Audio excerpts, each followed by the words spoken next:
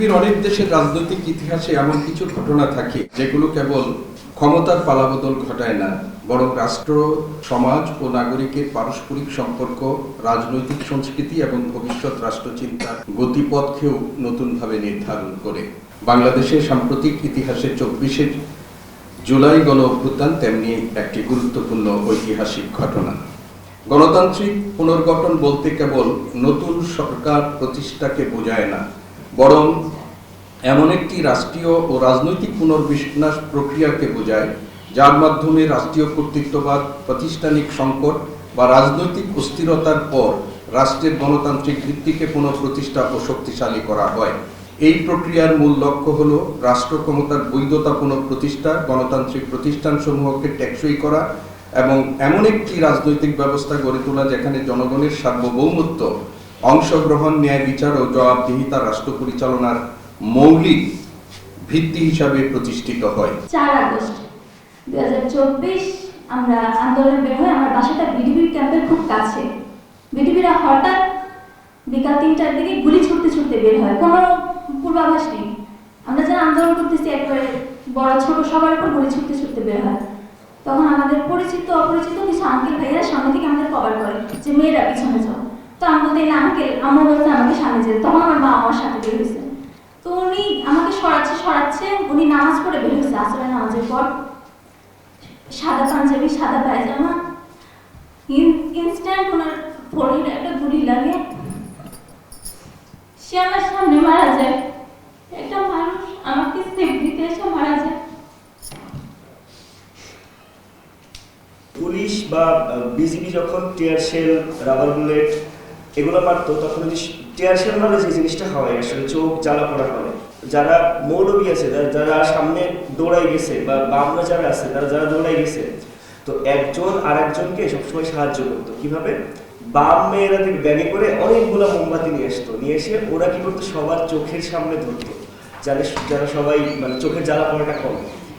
তো আমাদের যে জুলাই যেভাবে আমাদেরকে ঐক্যবদ্ধ করেছিল, সেই ঐক্যবদ্ধ করার যে শক্তি জুলাই আমাদেরকে জুগিয়েছিল, সেই শক্তিটা যাতে আরো আমাদের মধ্যে, সেই স্পিডটা যাতে আমরা সবসময় বজায় রাখতে পারি। আমি যখন শাহবাগ থানায় আটক হয়েছিলাম তখন সেখানে 2জন এসআই জড়িত ছিল। সেখানে একজন আমাকে নিয়ে গেছে, আরেকজন নিয়ে আসছে। এর মধ্যে 2জন এসআই কিন্তু এখনো শাহবাগ থানায় আছে। তাদের কিন্তু কোনো মানে হেরফের করা হয় না, তাদের চাকরির কোনো কিছু ব্যবস্থা করা হয় না, এটা কোনো কিছু আলোচনা করা হয়নি। আমি আশা করবো যেহেতু শাহবাগ থানা পর্যন্ত আমাদের ভার্সিটি এরিয়ার অ্যাটলিস্ট অ্যাক্সেসটা আছে, এই বিষয়ে তারা একটা ব্যবস্থা নিবে। আমাকে যখন আটক করা হলো, আমরা দৌড়ে ঢুকে পড়েছিলাম একটা মসজিদে, পলাশী কলোনি যে মসজিদটা আছে, ওখান থেকে আমাদেরকে মসজিদের ভেতর থেকে টেনে হিসেবে বের করে মানে পেটাতে হাজিপুর বাস স্ট্যান্ডে নিয়ে আসা হয়। ওখানে কয়েক দফা আবার পেটানো হয় আমাদের। এর মধ্যে সাদা পোশাক পরা একটা লোকজন ছিল, আমার ধারণা তারা যুবলীগের নেতাকর্মী হয়তো ছিল। এখানে যে ব্যাপারটা ঘটে, যখন আমাকে মারছিল আমি পড়ে যাচ্ছি, বারবার পড়ে যাচ্ছে, আমাকে মানে চুল ধরে টেনে ওঠানো হচ্ছিল। মানে তখন রাষ্ট্রীয় বাহিনীগুলা কি পরিমাণ তীব্র, কি পরিমাণ কঠোর, আগ্রাসী হয়ে উঠেছিল সে ব্যাপারটা বোঝার জন্য। তো আমি প্রত্যাশা করি মানে পুলিশি ব্যবস্থা আমূল সংস্কার হবে। আর আমাদের বিশ্ববিদ্যালয়ের পড়াশোনা যারা আছেন এখানে, তাদের কাছে অনুরোধ করবো মানে গেস্ট রুম গণরুম প্রথাটা যেন বিশ্ববিদ্যালয়ে কোনোভাবেই আর ফেরত না আসে।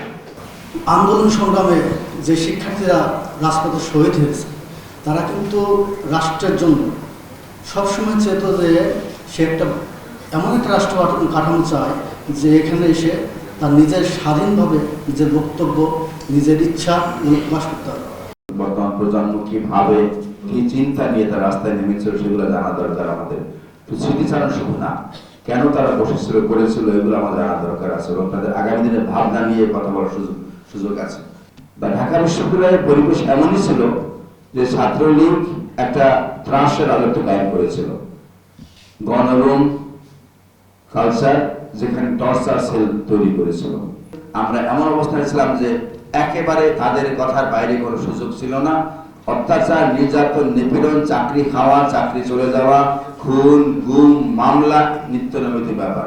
আমাদেরকে ধৈর্য দেন। 17 বছরের জঞ্জাল সরাতে গেলে অ্যাটলিস্ট আমাদের সময় কাউকে দিতে হবে।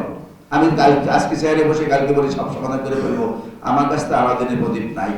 আত্মত্যাগ করতে হবে, আর নিজেকে নিজের পাওয়ার চাইতে বড় করতে হবে যে আমার দেশ সবার আগে, দেশের ভালো থাকলে আমি ভালো থাকবো, দেশ খারাপ থাকলে আমরা খারাপ থাকবো। আমরা আসুন সবাই মিলে এই দেশ বিনির্মাণ করি এবং বর্তমান সরকার প্রধান এবং তার মন্ত্রিপরিষদ বিরোধী দলকে নিয়ে একসাথে দেশ গড়ার জন্য যে প্রত্যয় ব্যক্ত করেছেন তাদের সাথে হাতে হাত কাঁধে কাঁধ মিলিয়ে কাজ করি, দেশটাকে ভালোবাসি, সবার আগে বাংলাদেশ।